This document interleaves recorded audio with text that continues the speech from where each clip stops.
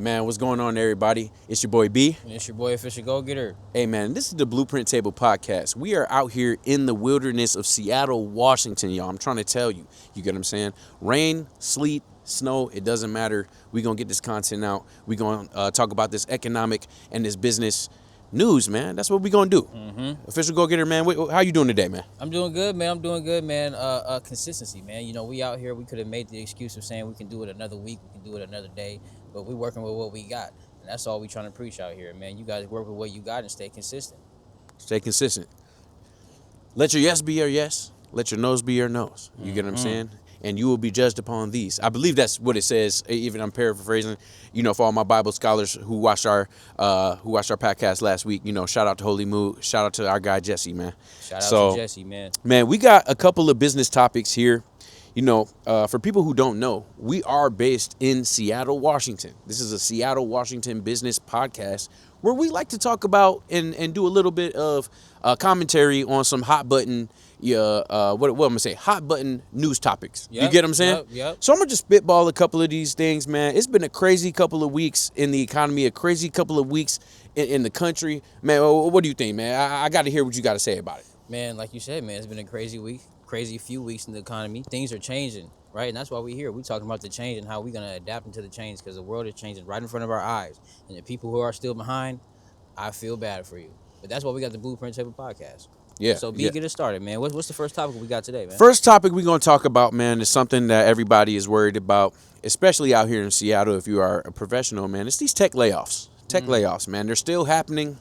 A lot of big companies right now, man. I got 22,000 tech workers were laid off in 2025 so far. You know what I mean?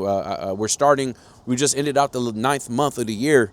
Over 20,000 tech workers, man, across 200 companies. It says Microsoft has laid off 6,000 people company-wide. That's about 3% of their workforce. And let's see, in Washington State alone, about 2,300 jobs were cut from Microsoft this year. How are you feeling about those stats, bro? How are you feeling? Man, it's a prime example of what I was talking about. The world is changing, right? You got artificial intelligence. This is a clear example of how artificial intelligence is saving the bigger companies money, right? It's coming to you got to be able to save yourself type of world, right? You know, these companies are trying to save their company and make the most money that they can. In the midst of that, we got to be able to adapt and save ourselves. So, you can't get mad at the companies for trying to save money. I mean, it is what it is, but we got to do what we need to do to adapt and learn. So that's how I feel about it. How you feel about it? I'm going to be honest. I agree with you. And I feel like we can go a little bit deeper with it as well, man. I feel like when you see these huge companies start to cut the fat, they're always cutting the fat. But when they start to cut the fat like this, you know what I mean? Especially in a booming economy here like Seattle, locally, 2,300 high-level tech workers in Microsoft losing their jobs, getting laid off. Something is going on, man. I don't know if that means that something is about to happen here in the economy. Is it just based in AI? Is it based in a potential recession that everybody's been talking about? I think it must be a mixture of both, to be honest, in my opinion. I ain't even gonna lie to you. And to capitalize on what you said, man, I was just reading some information earlier, right? So it's not only happening to the everyday people, but I saw on CNBC earlier, 750,000 government jobs they're looking to cut. So they're looking to put them on the word. I think it was called furlough or furlough, and it's saying that they're going to still be hired, but they're not going to be working. Of course, they'll still be hired, but there's going to be no jobs for you. And 750,000 jobs, $400 million that's going to save the government if they do that. So yeah, these companies and these businesses are not here for losing money. For sure. You get what I mean? And for any of my tech workers who are familiar with some of the philosophies of Amazon, one of their leadership principles is frugalness. Be frugal. You get what I'm saying? They're one of the richest companies in the world, and they got there by using some of that leadership principle, and some of those principles being frugal. So you got to cut the fat. You got to trim the fat. What do you think that means for tech workers here in Seattle, tech workers here all around? Like, for my software developers, for my quality assurance QA professionals, you know what I mean, for my, back end, front end developers, man. What would you think? What do you think is going through their mind right now? And what would you suggest that people who are starting to go and wanting to get into the tech field, what do you suggest they try to do to prepare themselves? What I suggest that's what I think is going through their minds right now, Yeah. if you're a software developer, anybody in that tech space is, you're worried about the job, the longevity, consistency, stability of your job. So I think if I were them, and I see a lot of them doing it already, a lot of them are going to using their skills to create something for themselves, to create a business, go in on and creating something for themselves. I mean, we just had Jesse on our podcast last week. Jesse ended up took him 5 months to create his product, right? So they're taking these skills that they have and they're looking to save themselves in some type of way and create from it, because now it's giving us no choice. And especially with me being somebody who's new getting into the tech space, I mean, I just learned how to recently build websites with AI. I mean, it's happening quick. So instead of me taking this skill and saying that I'm going to learn this coding in this boot camp to go find a job, I understand that that's not the most stable thing. So I end up taking that skill and try to build what I can for myself and creating stability off of that. Because the skill is very valuable. It's still a valuable skill. It's just about how you're supposed to use it. Yeah, I think so. I think what is happening right now, again, it's the trimming of the fat. If you are a professional who is, I don't want to lose my train of thought because my microphone is vibrating here.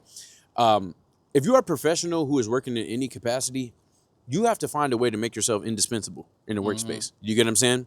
So these jobs are keeping people on. We got to figure out why the people who are being kept on are being kept on.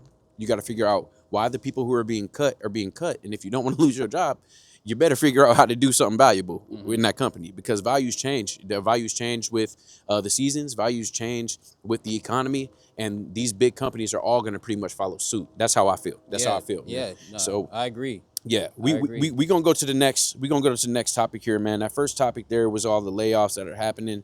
Crazy amount of people are losing their jobs, and some of it is AI based, some of it is economics based, and we do want to get to the bottom of it. But let's get a little bit more specific to Seattle, man, because again, we talk about a lot of things on this pod, but we want to rep Seattle, man. You get what I'm saying? This is a Seattle based podcast. Do you get what I'm saying? There's a lot going on in Seattle right now. Let's talk about the revitalization of downtown, and specifically the founding neighborhood of Seattle of Pioneer Square. You get what I'm saying? When I moved to Seattle in 2020, there were encampments all over Pioneer Square, man. Well, you as a do you mind? How old are you again? 22. I just turned 22. 22, right? Yeah. So growing up here in Seattle, right? Yeah. What was your view of Pioneer Square? Pioneer Square was Seattle was all around was kind of like the place to go. It wasn't as bad as it looks like now. Pioneer Square was like the hub. I mean, I was younger. I didn't really start coming out to the city until a couple years ago. But Pioneer Square didn't have I would just say it didn't have the stigma that it has now. I mean, I live close by to Pioneer Square. I mean, I'm in that area. And, Pioneer Square, it's a bit rough. It's a bit rough. That's to say the least. For all of my transplants who have moved out here to Seattle, a lot of people were probably afraid of Pioneer Square. Like I said, during COVID, and all of those Pioneer Square businesses that are shut down, and all those downtown corridor businesses that shut down, it almost seemed like they were overrun with unhoused individuals. We could get into it with Pioneer Square as well, why there's so many unhoused individuals. A lot of the resources are there. There's a lot of soup kitchens. There's a lot of nonprofit organizations that service people who are unhoused, and of course, and I love the fact that they're there.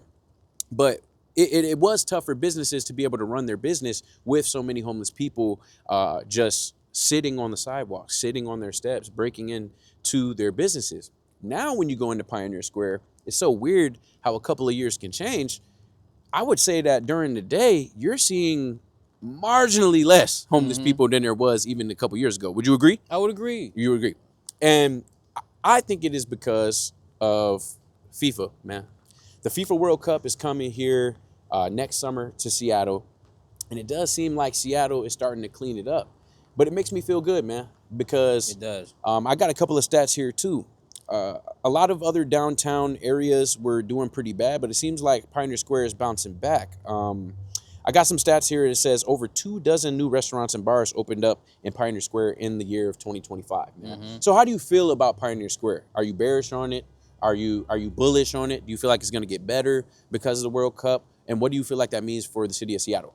No, I'm bullish. I'm bullish on it. I believe Okay. that the property value there is gonna go up eventually over the long term, right? Maybe not in the next year immediately, but I think that we can definitely see immediate results in the next year. I was on Google as well, and I saw that they had an article about Seattle, and they're on a literal countdown until this FIFA World Cup happens. So they're doing what they can to make the Pioneer Square area better. I mean, we got over 1 million people coming from all over the world. We are. I Yeah. mean, Yeah. the first impression you have is the most important. So if Seattle is trying to make that first impression, right? So I think that I think that we're gonna see those immediate results, obviously, because we have the FIFA World Cup. I'm bullish on that around the time that we have the World Cup. But I really would like to see some longevity, whatever they can do to make the World Cup and have it be, Yeah, what's the nice word? for that time, but you want to continue for Pioneer Square to have I want that them success. that success, right? That success, which is easier said than done. But honestly, when it comes down to the long term, 5-10 years from now, I think anybody who has property there, or if you end up picking up some property, I think this is gonna go back up. Yeah, I ain't gonna lie. I think if you have a condo in Pioneer Square, the last few years the value has probably gone down.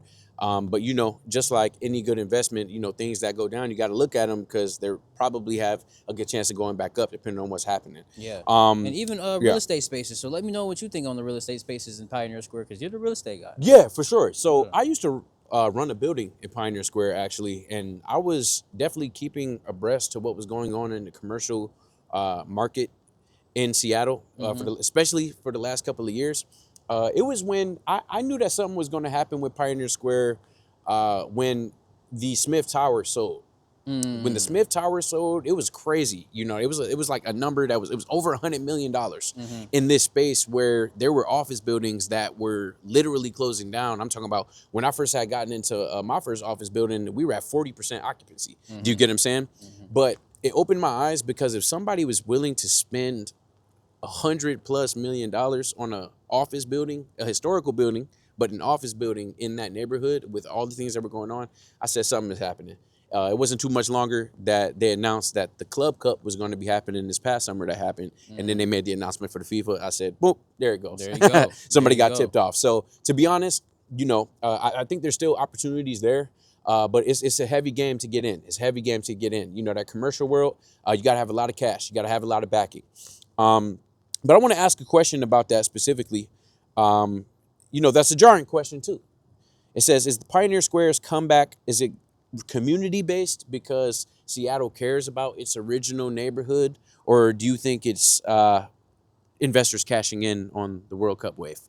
Honestly, my first mind goes to both, right? Both. Okay, But I respect. think honestly, I'm gonna give I'm gonna weigh the side of the World Cup a little bit more, right? Only Respect, because yeah. it gives them urgency, right? Yeah. A lot of people a lot of people in the city, we love Seattle. We want to see Pioneer Square back. A lot of people in the comments on Instagram, they like to see that.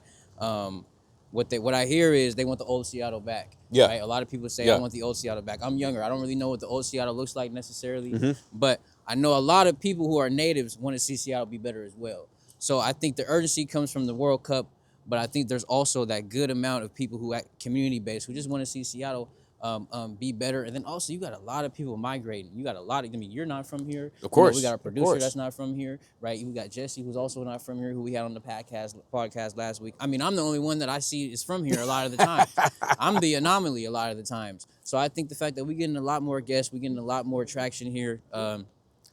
Seattle is one of the top most expensive cities in the top 10. Yeah. There's that. Yeah, in and the then world. We Yeah. just had Speed here. He's talking about how, dope the skyline is on TikTok. Seattle skyline is going viral. Yeah, So shout out I think- Show Speed. Yeah, shout out Speed. So I think that, Seattle is it's just on the up and coming. It's on Yeah. the up and coming. I do believe so as well. I agree. I agree. I think it's a 2-for-1, like you said. I think the people who work in Pioneer Square and the businesses that are going there, they care about Pioneer Square. Even if the larger players care about the money. I mean, it's all about the money anyway, isn't it? It is. You If get what I'm If saying? there's no money to be made there, I don't think anybody will be interested. That's what I mean, But shout out to Pioneer Square, man. We're gonna keep on looking at it, and we can't wait for that FIFA World Cup. We are a Seattle-based podcast, and I want to bring in some of the current news of what's going on in our city. You get what I'm saying? Everybody knows Starbucks, man. Starbucks, get your coffee in the morning, maybe a breakfast sandwich or whatever the case is, and Starbucks here is based in Seattle. Now, there is a restaurant called the Starbucks Roastery in the Hill neighborhood. Sorry, in the Capitol Hill neighborhood. And it is a different Starbucks, man. If you don't know about this Starbucks, let me tell you about it. This is not your run of the mill, get in your car, get in the drive through, get you a latte. I'm talking about this Starbucks. You can walk in and got a full bar. You can get you an espresso martini. You can get you a full entree. Do you get what I'm saying? People come from all over the world to come to the roastery, man. It's like one of like 4 locations in the entire world. Mm-hmm. It just closed down last week. And Starbucks, CEO has cited that they just weren't making enough money, and that's why they had to close down. You get what I'm saying? And to be honest, I've been on socials, and I ain't trying to get too controversial here, man, but the employees at that restaurant had just unionized, last year, and they were protesting for higher pay, supposedly, allegedly. Mm-hmm. And I just want to ask you, man, do you believe that Starbucks ain't making enough money that they got to close down this roastery, man? I don't know. Here's the thing. Starbucks has been struggling for a minute. Starbucks on the market, man, has been a struggling company when it comes down to revenue for a minute. They get a whole bunch of revenue, but when it comes down to seeing profit, it's been a known thing in the market that they've been struggling. So when it comes down to are they struggling to see that revenue, see that profit, I don't know about if it's struggling so much to close down that key Starbucks roastery, but maybe it's enough to close down the key Starbucks roastery for the fact of maybe paying and being a union to the workers. Is that was your point? I mean, I don't know, man. I think that sometimes these big businesses, they can use that, corporate jargon and legal jargon to be able to talk their way out of things. You get what I'm saying? Yeah. And be able to cut it if you come up against the program, man. A saying that's going around in socials right now, man, is you ain't bigger than the program. You get what I'm saying? And I feel like, those employees, all respect to them. You know what I mean? Sometimes they think you're bigger than the program. You unionize and all right, they're like, okay, well, we'll just shut it down. We'll just shut it down. And and with me being an investor, like it's been a key stigma. Starbucks ended up firing their last CEO to acquire this CEO because this CEO ended up going to revamp Chipotle and bring them back to a profitable business and a high caliber business. And Starbucks thinking he can do the same, which he is making moves that is bringing them more money, right? Like you said, what was it? He with the union thing, he did that. That's new. And then also when he first got hired, he said no more free water, right? You can't no longer you got to charge for the water. You got to charge for the water. Okay. And actually he said we ain't even going to actually accept just a charge for the water. You can't buy water here at all, and you got to sit down and you got to buy something here. And then they also got the thing here where you can get the cup and you can sit down in Starbucks and have a refillable cup, right? So he's changing a lot of things around to make Starbucks, more profitable. And this is a key thing that I see that he's doing because Starbucks needs some money, man. We know Starbucks is being Starbucks, and they're all around the world. They got a whole bunch of revenue coming in, but if you look at their balance sheet on the market, we can see that their profit ain't growing as much as we would like to see. So he's got to do something to do something. Respect, man. Respect. I want y'all to say in the comments, man. I don't know. Do y'all think that Starbucks is struggling and that's why they gotta cut the fat and shut something down, or did somebody think that they was too big for the program, bigger than the program? This is crazy, man. We talking about the government laying off people. You got Starbucks laying off people. You got Microsoft laying off people. We got Amazon laying off people. Brandon, what you got to say to the people who is afraid out there, man? Man, you got to learn how to play this game. You got to learn how to play this capitalist game. You got to stay up to what's going on. You got to look at the people who are still succeeding because somebody's still getting paid through all of this. You get what I'm saying? And I'm not saying you got to do exactly what they're doing, but hey, that's why this is the Blueprint Table podcast, and I got to keep saying it because it's like, figure out the blueprint of what they're doing and figure out how to build your own situation. You get what I mean? Mm-hmm. Now, whether it's entrepreneurship, whether it's just being a specialist within your role, like I said, for the last situation, you got to make sure that you're indispensable. You get what I mean? All right, we're going to go quick, man. We got one more topic, and we're going to get up out of here, man. Waymo, we talk about AI a lot on this channel. You get what I'm saying? We actually believe that if you do not utilize AI the right way, you're probably going to get left out in a lot of fields no matter what you do. Respect, right? No, for sure. Yeah. And so we want to talk about Waymo real fast, man. Waymo, for people who don't know, is a company that has fully autonomous vehicles, with no driver, akin to an Uber. and you can use it just like Uber, but with no driver. Here in Seattle, they are starting to begin to test Waymos here this year. So, man, what is your view on that, man? How is that going to affect drivers who drive Uber and who drive Lyft? What is your opinion on, the effect of this, and specifically how AI is coming to replace some more jobs, man? Yeah, first, what I'm gonna say is, if you're a driver, if you're not, if you somebody, man, forget it. Invest in the Uber and Lyft. No matter if you're a driver, if you're a person who uses Uber, or if you're a person who uses Lyft, invest into Uber and Lyft. Uber is about $100. Lyft is about $27, $28. You better get you some shares. All right. Hold on. So you think that Uber and Lyft are still going to be able to make more money while they're fighting with Waymo? They're partnering with Waymo. Oh, they're Because you I didn't gotta even think. know. So, Okay. So Uber Okay. and Lyft are partnering with Waymo, because Waymo wouldn't be able to get these clients or these customers without Uber and Lyft. Respect. Right? So Uber and Lyft, they didn't already. So thing is, Uber is already partnered with Waymo, and they got Ubers in Arizona, already being automated vehicles already in Arizona. So when Okay. it comes down to Seattle, my point, we a lot of people use Uber here, right? We are especially in the city of Seattle itself. If you live in the city, you don't use a car too much. Q and I was just talking about that. Well, I was just talking about Q about 2 podcasts ago, maybe 2 podcasts ago. I was asking him, as an Uber guy, if he would hop into a Waymo or an automated vehicle. So I remember. think that I think this is a clear example of people being pushed out of their jobs. I mean, drivers, you can do what you can for now, but eventually you guys won't be needed, right? And the people who use Uber and who use Lyft, you got to ask yourself whether or not you're comfortable with an automated vehicle, a vehicle with no driver, being a driver, right? So I think that it's going to be good as far as revenue for Uber and Lyft for sure. So invest in those companies, and then for your everyday life, I think that is going to be something used here in Seattle. They're testing. I saw that they're trying to test on the roads and the hills that we have. It is a hill city. You got stuff like rain. You got to make sure that it works properly. But I also think that we got a few more years to go until we get to a full automated vehicle city. I appreciate that perspective, man. What you think? And I agree. I feel like we got a few years, but that's why we should be figuring out what to do, because it's coming. You get what I mean? I mean, the writing is on the wall. People who are able to be cab drivers and Uber and Lyft drivers, you got to diversify yourself and specialize yourself, though. Because I ain't even going to lie. Like, I still feel like there will be people out there that still want to get driven around by a human. But maybe more full service. You get what I'm saying? Yeah. Maybe it has to be now special, because if Waymos are going to become more frequent and more commonplace, if you want to still be a driver and in the driver profession, you got to offer something that Waymo cannot offer. Do you get what I'm saying? Very true. So, hey, man, it's getting real wet out here. It's getting real wet. Let's wrap everything up and just say real quick, man. I'm going to just throw this out here before we end this pod. Are we going into a recession, man? What's going on, man? All these companies are cutting the fat. Inflation is through the roof.